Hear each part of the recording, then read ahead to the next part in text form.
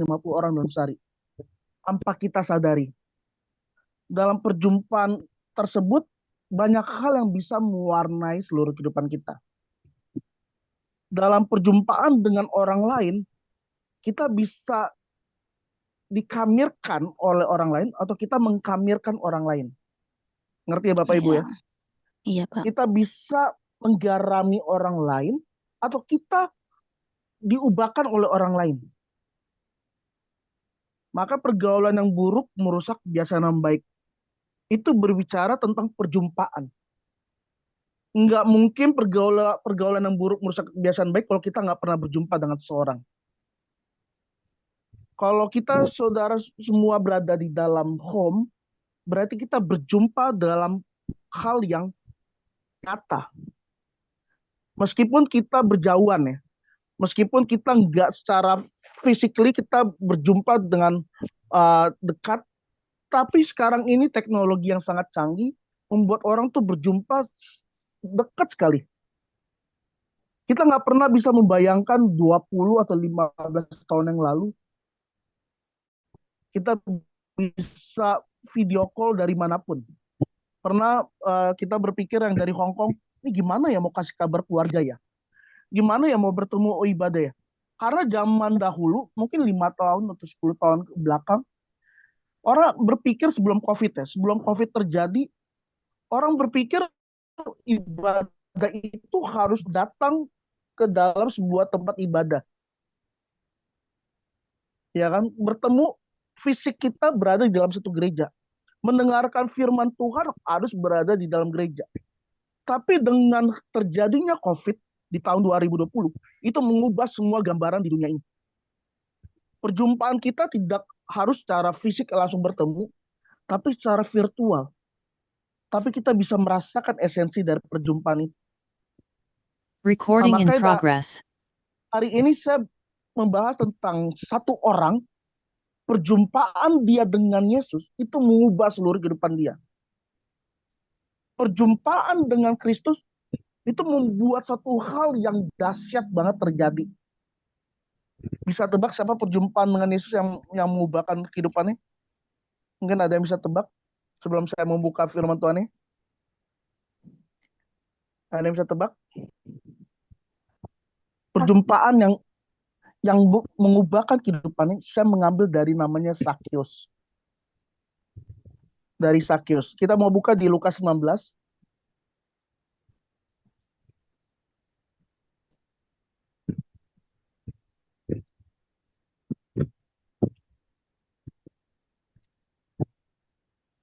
Lukas 19 ini bicara perikop ini tentang Sakyus.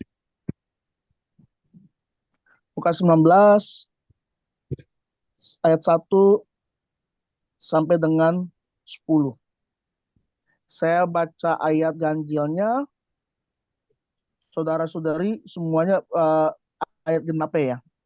Warga Hong Kong, Mako, Taiwan di ayat genap ya. Saya ganjilnya, yang lainnya di genap ya. Oke, saya baca ya di ayat pertamanya. Sakyus. Yesus masuk ke kota Yeriko dan berjalan terus melintasi kota itu. Ayat 2-nya. Di situ ada Boleh, seorang silakan. yang bernama Sakeus, kepala pemimpin cukai, dan ia seorang yang kaya. Ayat 3. Ia berusaha untuk melihat orang, apakah Yesus itu, tetapi ia tidak berhasil karena orang banyak, sebab badannya pendek. Ayat 4. Maka berlarilah ia menggauli orang banyak, lalu memanjat pohon ara untuk melihat Yesus yang akan lewat di situ. Ketika Yesus sampai ke tempat itu, ia melihat ke atas dan berkata, Sakyus, segeralah turun, sebab hari ini aku harus menumpang di rumahmu. Ayat 6.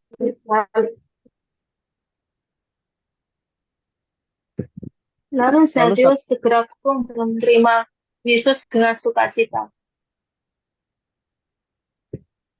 Tetapi semua orang yang melihat hal itu bersungut-sungut, katanya, ia menumpang di rumah orang berdosa. Tetapi Sakyus berdiri dan berkata kepada Tuhan, Tuhan dari aku akan kuberikan kepada miskin dan sekiranya ada sesuatu yang kuperas dari seorang aku kembalikan. Kata Yesus kepadanya, hari ini telah terjadi keselamatan kepada rumah ini, karena orang ini pun anak Abraham. Ayat 10. Sebab anak manusia mencari dan menyelamatkan yang hilang. Amin. Suatu perjumpaan yang sangat luar biasa di saat Sakius berjumpa dengan Yesus. Orang yang dipandang sebagai orang yang pungut cukai, yang bekerja sebagai pungut cukai, orang yang sangat sadis dalam menagih pajak, orang yang dinilai berdosa. Tapi di saat dia melihat Yesus, berjumpa dengan Yesus, itu mengubah seluruh kehidupannya. Mengubah pandangannya, mengubah apa yang menjadi paradigma orang-orang di sekelilingnya. Dia berani melakukannya. Berapa banyak di saat kita mau mengalami perjumpaan, banyak hal yang kita nggak bisa mengambil keputusan. Makanya di saat perjumpaan dengan Tuhan untuk kita bisa mengubahkan diri kita nggak ada cara lain untuk selain kita tinggal di dalam Tuhan dan Tuhan tinggal dalam kita. Nggak ada cara lain. Maka di Yohanes 15 ayat 4 dikatakan, tinggallah di dalam aku dan aku tinggal di dalam kamu. Kita baca ya Yohanes. Boleh ada salah satu orang yang boleh membaca? Yohanes 15 ayat 4. 15 ayat 4.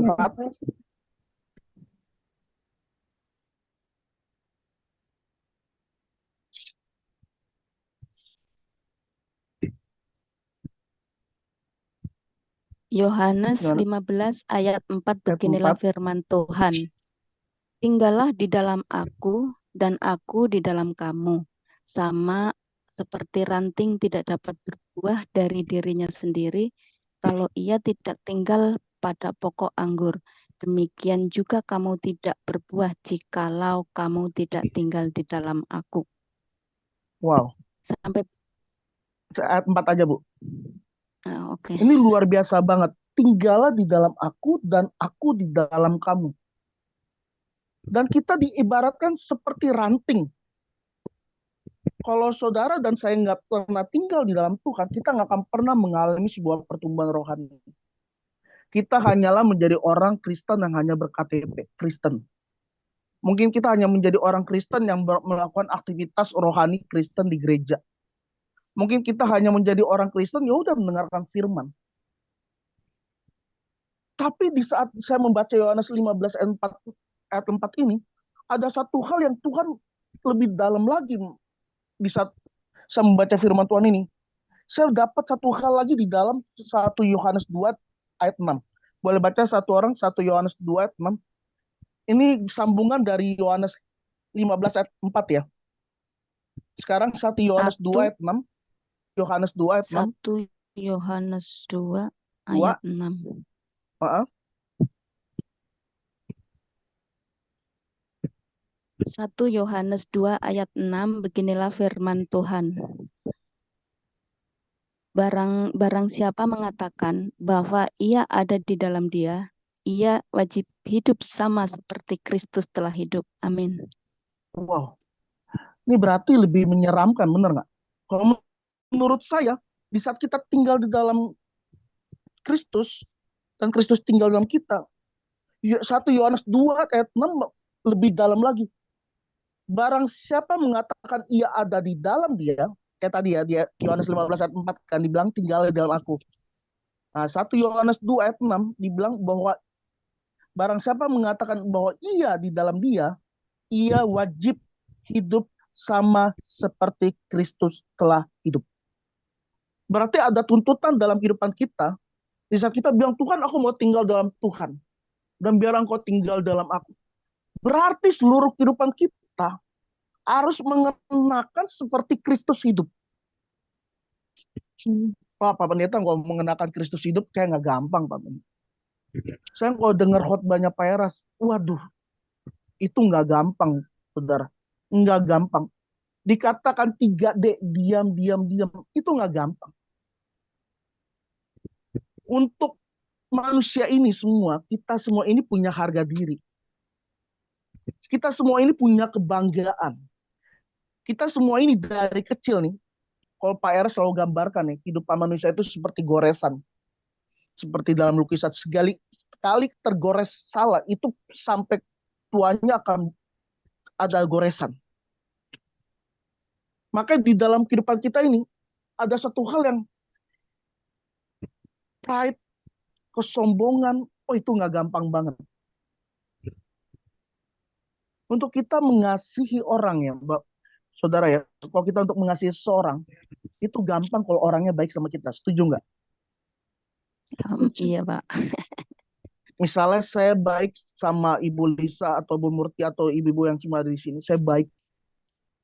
Saya kasih semua satu orang misalnya contoh nih ya, $500 Hong Kong, oh nggak 1.000, wah ya.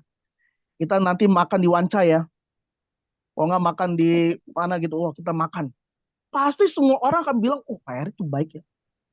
Ih, dia baik banget loh sama istrinya. Gampang. Karena melakukan hal yang baik. Tapi kalau kita berjumpa dengan seorang yang bisa menyenggol harga diri kita, menyenggol kesombongan kita, menyenggol suatu kehormatan kita, itu nggak gampang. Dan kita benar-benar kita disuruh diam, itu nggak mudah banget. Itu saya alamin sendiri di kantor. Saya di saat saya waktu itu bekerja di kantor di Setpus, saya berpikir orang-orangnya akan menghidupi apa yang menjadi khotbahnya Pak Eras. Ternyata makin saya dalam, semakin saya ngerti. Karena nggak semua orang mau hidup di dalam kebenaran itu. Banyak dari orang tuh cuma senang dengan khotbahnya Pak Eras. Kalau dibilang, oh khotbahnya Pak Eras bagus, bagus banget. Sampai nangis. Tapi untuk mau hidupinya, nanti dulu. Di saat kita disenggol harga diri kita, kita bisa marah, bisa ngambek. Kita disenggol dikit aja, waduh kita nggak mau ngomong sama orang lain. Waduh, saya berapa kali di kantor saya sampai bilang, saya mau marah, saya selalu ingat khotbahnya Pak Eras. Waktu itu ada satu temen yang benar-benar yang buat saya, waduh, harga diri saya dihancurin banget. Sampai teman-teman di kantor bilang, Rick, lo tuh orang Ambon paling bego. Lo lawan, kok nggak lo pukul. Saya dipanas-panasin sama orang kantor. Lawan, waduh, tapi saya ingat. Saya tuh selalu ya, Bu ya, saya tuh selalu dalam diri saya ada portal. Saya tuh ada portal yang saya pasang dalam diri saya sendiri. Saya 5 portal. 5 portal saya itu saya selalu bawa, pertama itu Pak Eras. Terus yang berikutnya lagi Pak Stephen Erastus, istrinya, Pak Reza Arya Bima, istrinya. Itu yang menjadi portal dalam kehidupan saya. Di saat saya mau marah, saya langsung ingat, aduh khotbahnya Pak Eras suruh diam. Apalagi tahun lalu, Pak Eras lebih kenceng lagi Kak, mengajarkan tentang diam, benar nggak? Ajarku diam, diam, diam. Waduh, itu pas dengar kayak gitu rasanya mau diam tapi rasanya mau tonjok tuh orang. Waduh, itu saya ngalamin sendiri. Saya sampai bilang sama istri saya, yang ini lama-lama nih orang aku lipet-lipet nih, aku mau pukul nih yang, tapi saya nggak pernah bisa. Saya nggak pernah bisa melawan kedagingan itu. Saya nggak bisa. Akhirnya saya sama istri doa, udah yang kita doa aja. Waduh doa, benar-benar saya di saat diam Tuhan yang bela saya. Jadi di kantor kita itu Ibu ya, di dalam Setpus Rehoboth, itu kita punya nilai-nilai yang kita harus hidupin, value. Jadi kita bekerja bukan hanya sekedar bekerja, tapi saya bersyukur di dalam bekerja di dalam sekretariat pusat Rehoboth, itu ada nilai-nilai yang kita harus hidupin. Bukan hanya cuma slogan, tapi harus nilai-nilai yang dihidup. Benar-benar saya nggak pernah membalas, nggak pernah, benar-benar Tuhan yang bela. Orang itu tersingkir dengan cara Tuhan. Itu baru satu orang. Kemarin lagi ketemu lagi saya sama satu orang di kantor lagi. Di saat anak-anak STT mau keluar pindah pelayanan ke Medan, ya kan mereka kan membantu di pelayanan kan di kantor. Pada saat satu teman saya langsung ngomong, kayak Erik aja yang berdoa. Tiba-tiba ada satu teman saya nyeletuk gini, jangan kayak Erik lah, kayak Erik tuh nggak rohani, mendingan gua kali yang rohani tuh. Bayangin Bu, saya dibilangnya nggak rohani, teman saya yang lebih rohani. Saya langsung di depan banyak orang, saya malu, saya rasa langsung mau marah, langsung ini. Saya langsung merenung, Tuhan, kenapa orang ini kok bilang saya nggak rohani? Ukuran rohani itu apa sih, Tuhan? Saya sampai berdoa, sampai saya nangis, Tuhan, kenapa? Saya bilang, rohani ukurannya apa karena harus melayani banyak? Rohani apa karena kita harus doa dari pagi ketemu pagi lagi? Rohani atau kita harus benar-benar baca Alkitab sampai habis? Pasti semua yang hadir di sini bertanya-tanya, rohani itu ukurannya apa sih? Ukuran kita, rohani kita tuh sejauh mana sih? Bener nggak? Pasti Iya, Pak. bertanya-tanya semua. Sudah sejauh mana? Kayak sudah melakukan hal ini, doa malam ikut Pak Eras, SK ikut. Tapi kok saya merasa masih kosong ya Pak? Kok saya merasa kok rohani saya kok nggak bertumbuh ya Pak? Saya sering banget bertemu dengan orang-orang bertanya sama seperti saya bertanya. Kok saya jatuh lagi ya Pak ke dalam lubang yang sama, jatuh lagi ke situ lagi. Udah naik kayak ibaratnya mendaki gunung dan naik untuk kesucian hidup, udah menjaga atau satu kejadian runtuh lagi, bangun lagi dari awal. Saya sebenarnya udah rohani nggak sih? Kayak capek nih Pak, ya kan? Saya juga sempat berpikir, teman saya pas ngomong kayak gitu kayak tamparan, kayak sebuah tamparan yang keras banget dalam kehidupan saya. Sebuah hal saya dipermalukan lagi, kedua kalinya saya dipermalukan. Dan kedua kalinya saya nggak mau ngelawan. Karena saya mau menghidupi value-value, nilai-nilai yang ada di kantor. Karena bagi saya, menyedihkan banget kalau kita berada di kantor Rehoboth, kalau kita nggak menghidupi firman.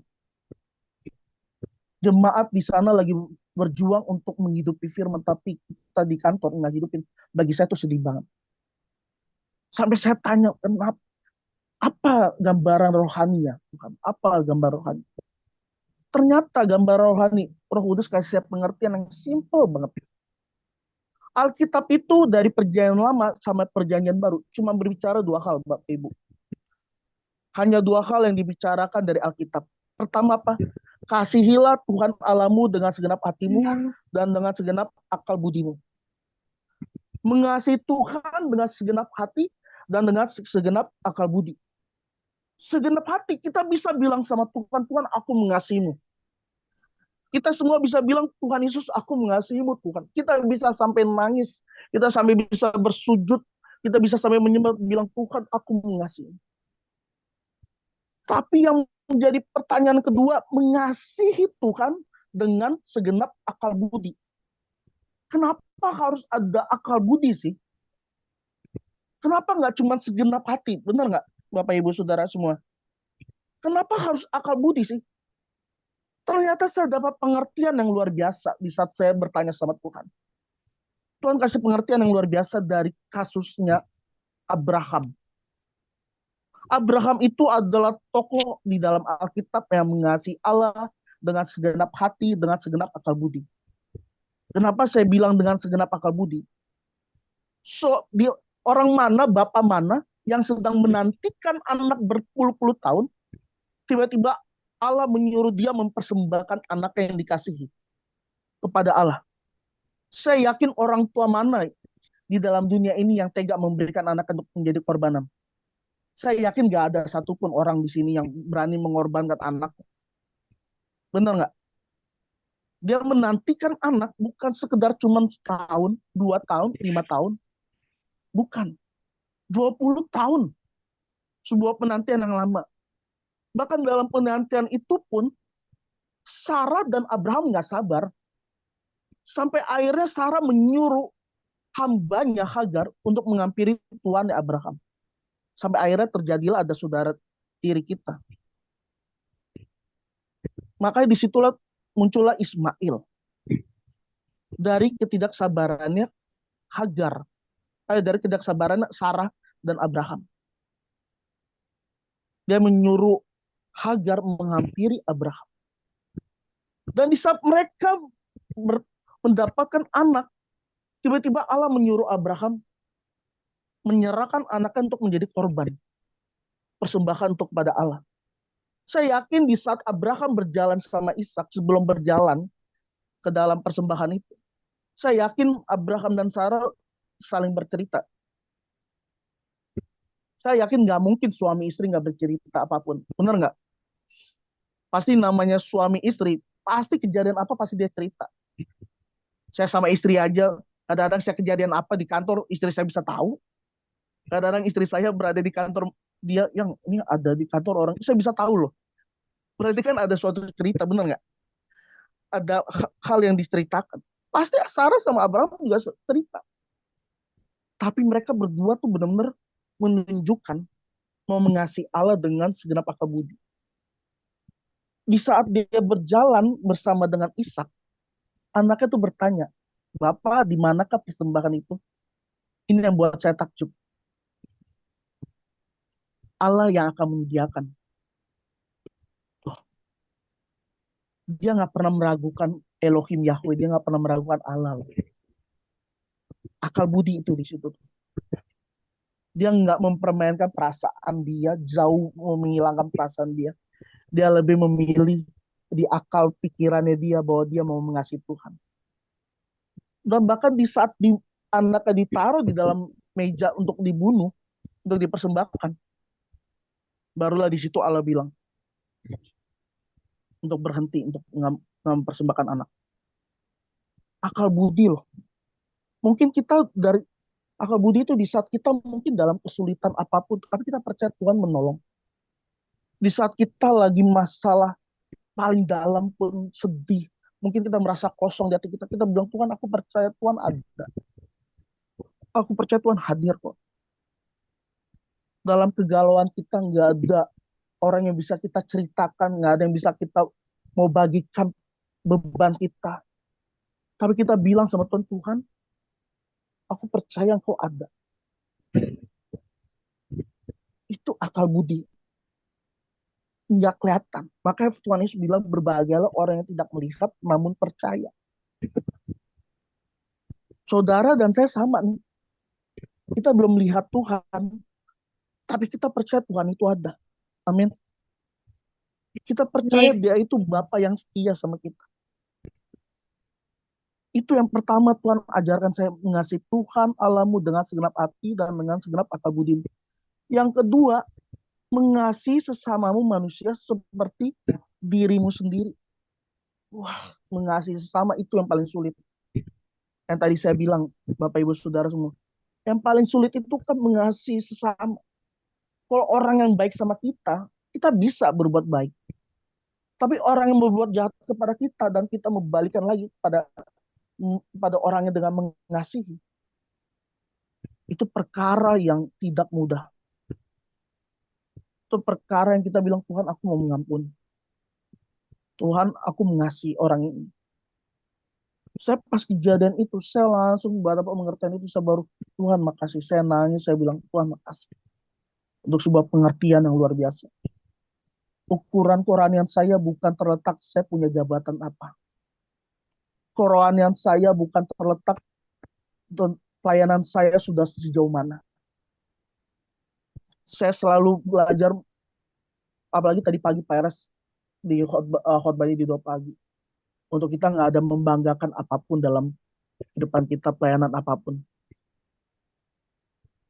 Kosong.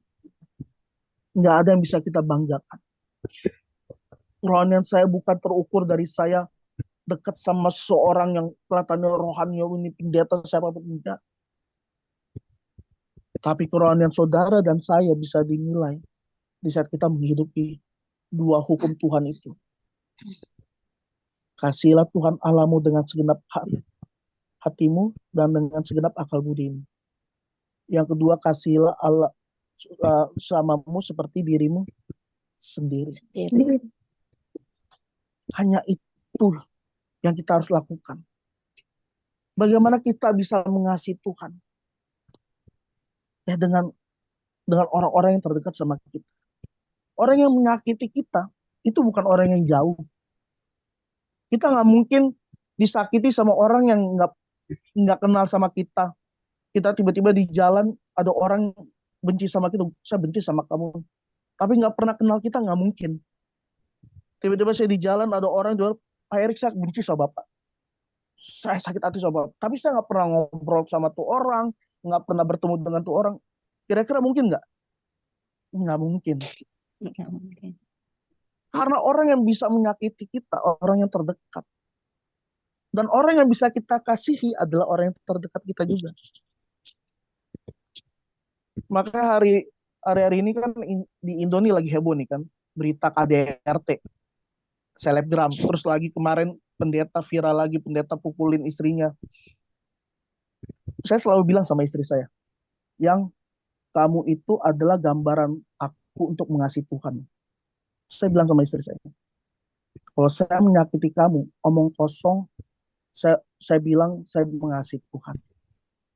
Saya selalu bilang sama istri saya, kalau saya nggak setia sama kamu, omong kosong, saya bilang ke jemaat, kita harus setia sama Tuhan. Sama pasangan aja kita nggak bisa setia. Bagi saya tuh kayak gitu. Itu sebuah patokan dalam kehidupan saya. Saya nggak mungkin bilang sama orang lain, saya mengasihi Tuhan. Kita harus mengasihi Tuhan. Tapi orang di sekeliling kita, orang terdekat kita, kita membenci. Itu nggak mungkin.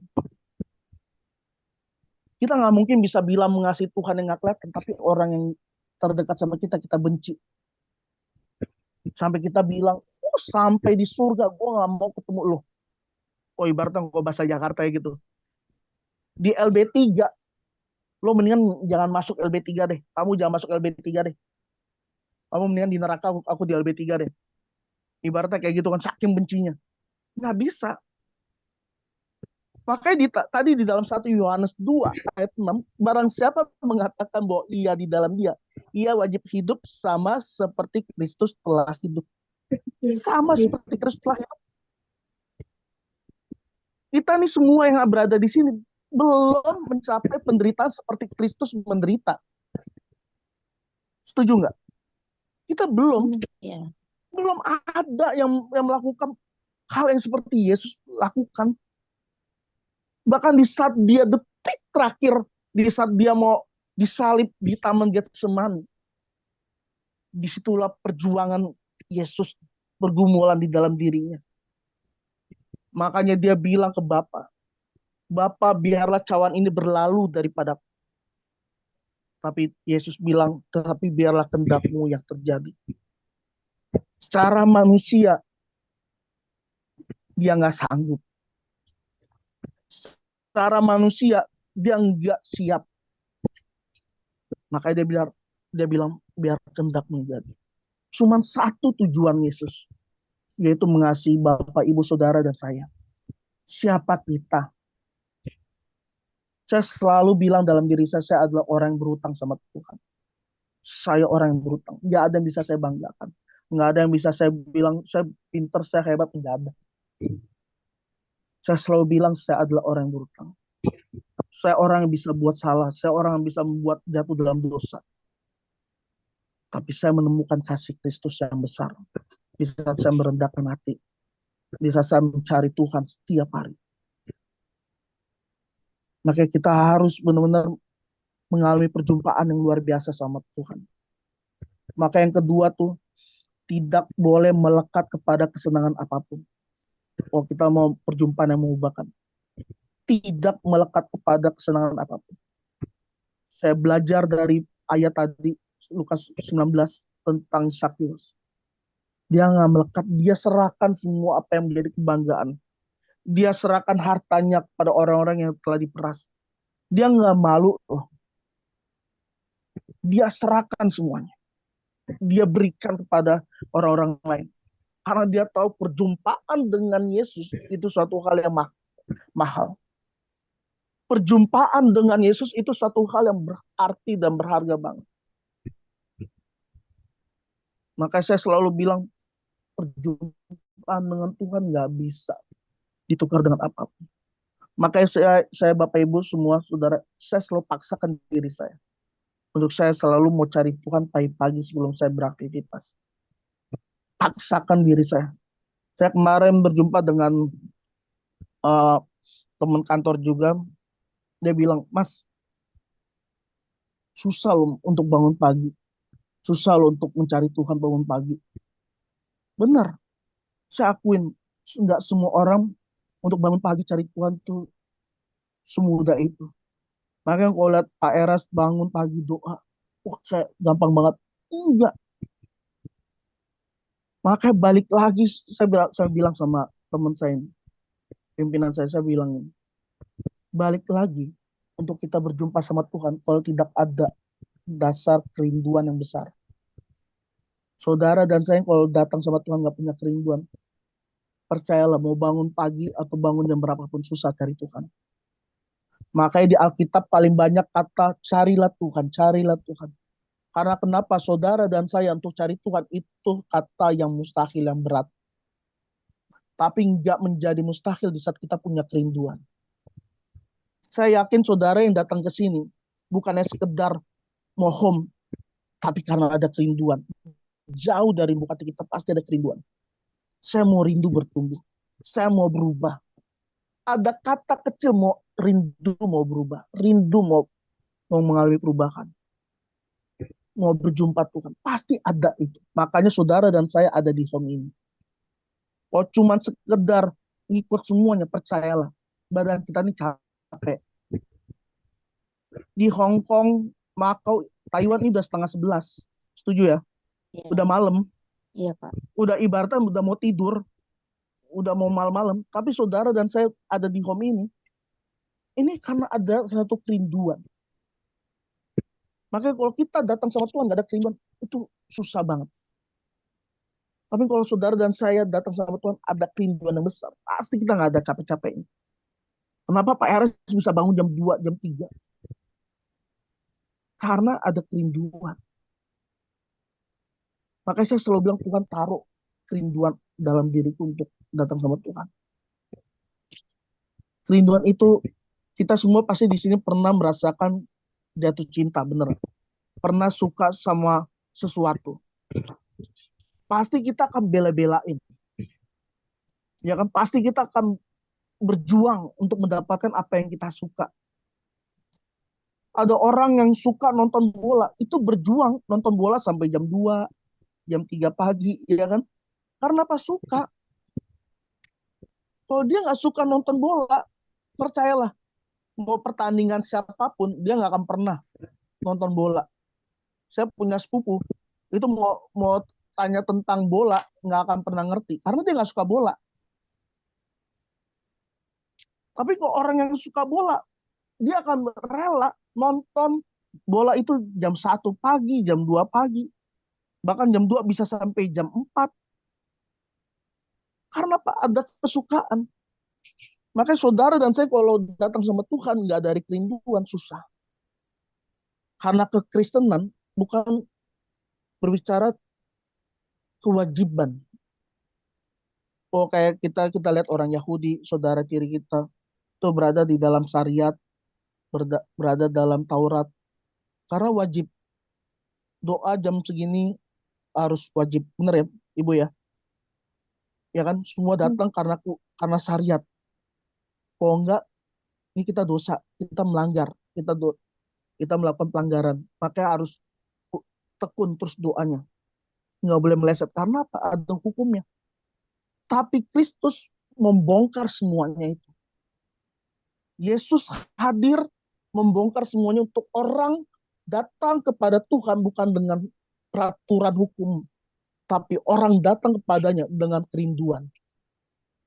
Orang datang kepadanya karena mengasihi Tuhan dengan segenap hati, dengan segenap akal budi, dengan mengasihi Tuhan dengan sungguh-sungguh. Dengan roh yang terus bernyala-nyala untuk mengasihi Tuhan. Itu pasti akan beda. Makanya kalau saudara bilang, Pak, saya tapi nggak bisa berdoa.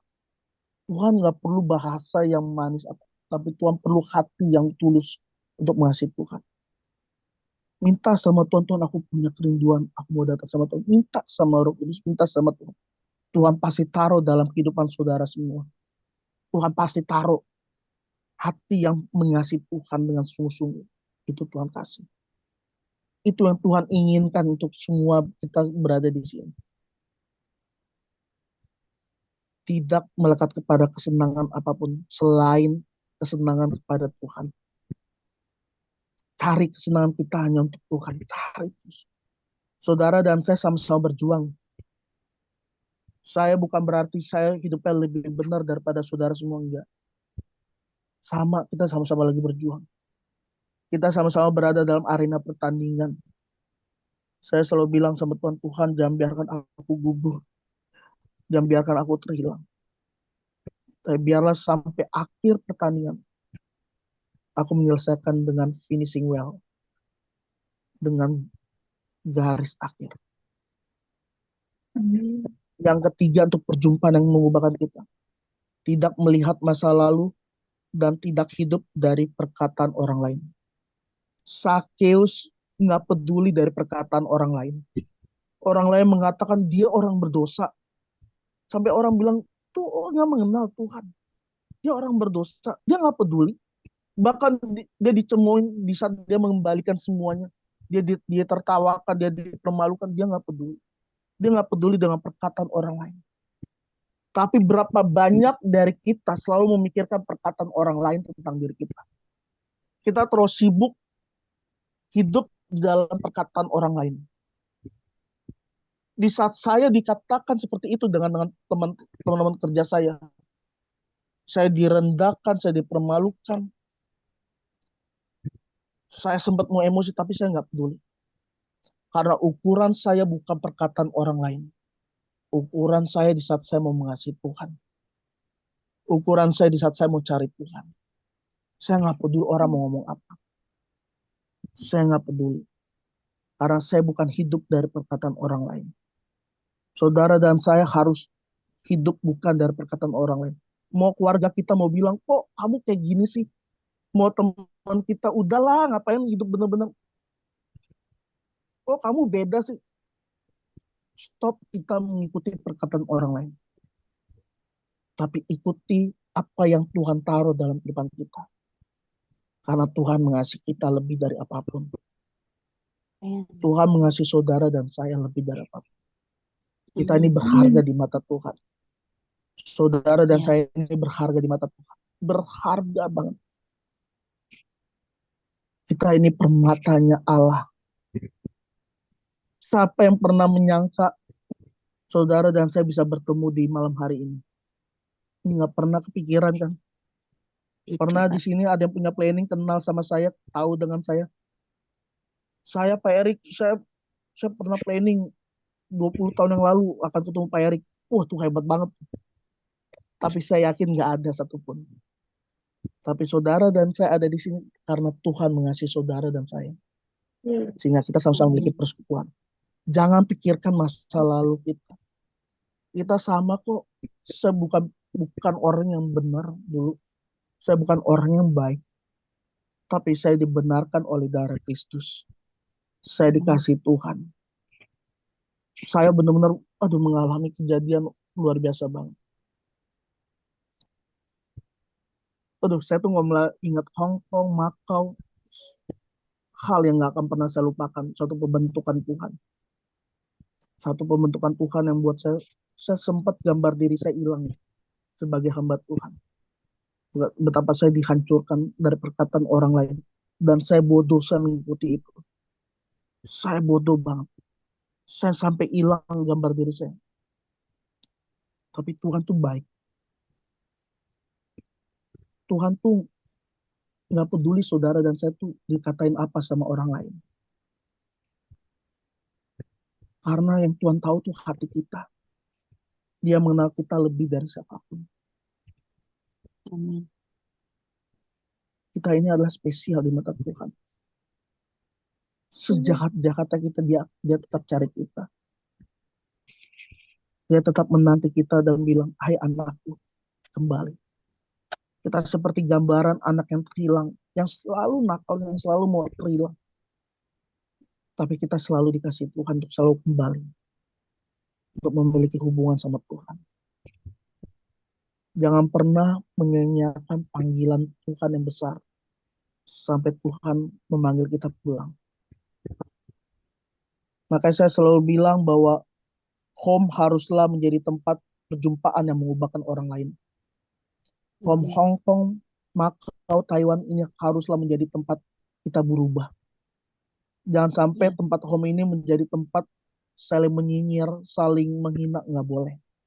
Siapa di sini yang lebih baik? Nggak ada. Siapa yang lebih benar? Nggak ada. Kita sama-sama, saudara. Kita sama-sama mau berjuang. Kita mau terus mau mengasihi Tuhan kok. Nggak ada cara lain. Yang terakhir saya cuma mau bilang, jadikan hidup kita yang mengubahkan orang lain. Dan bukan kita yang diubahkan oleh orang lain. Ingat ya saudara ya. Jadikan hidup kita yang mengubahkan orang lain. Dan bukan kita yang diubahkan orang lain. Saudara dan saya harus menjadi alat di tangan Tuhan untuk mengubahkan orang lain. Untuk orang lain bisa merasakan Tuhan. Untuk orang lain berjumpa dengan Tuhan dari kehidupan saudara dan saya. Dari orang lain melihat, ada Kristus loh dalam kehidupannya. Oh ternyata dia hidup di dalam Kristen jadi beda ya. Dulu dia pemarah, sekarang sabar banget. Dia dulu benci sama orang, tapi sekarang mengasihi banget. Sehingga orang lain boleh melihat. Keluarga saudara harus menjadi orang saksi yang melihat perubahan. Di mana Kristus tinggal di dalam kita. Dan sampai keluarga kita, teman kita melihat, oh nggak ada perubahan sih di dalam Kristus. Oh hidup kamu sama-sama aja. Enggak. Perjumpaan dengan Kristus itu yang mengubahkan. Amin. Terima kasih Bapak Ibu Saudara semua. Terima kasih udah kasih kesempatan saya sharing di Home Plus Hong Kong, Macau, Taiwan. Mungkin ada yang mau bertanya, boleh bertanya. Kita santai-santai aja, nih namanya home. Saudara bukan di gereja, tapi ini home. Jadi mau tanya, mau apapun boleh. Udah kita saling bertanya. Saya Pak Erik. Ya, silakan Bu. Kalau saya nggak bertanya Pak, ya ini cuma pemahaman saya. Kadang kok memang kasih Allah itu terlalu besar ya kalau saya pikir. Karena saya kok sudah beberapa hari ini merenungkan jujur aja.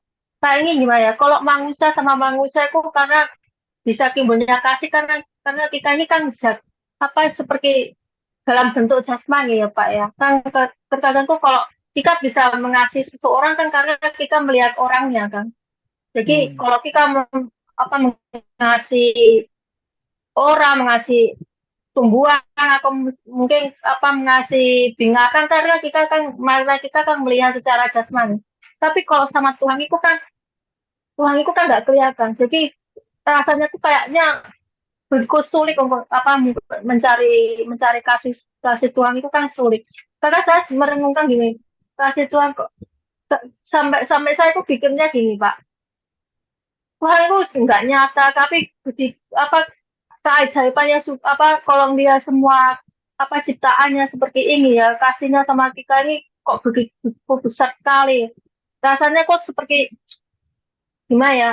Untuk mewujudkan kasih seperti yang kasih Tuhan berikan kepada kita kok emang suka banget loh kalau saya rasa. Kalau manusia sama manusia kan karena ada interaksi dalam bentuk wujud nyata. Kalau Tuhan kan nggak nyata ya Pak ya. Jadi kayaknya untuk memiliki kasih seperti Tuhan itu memang sulit banget loh.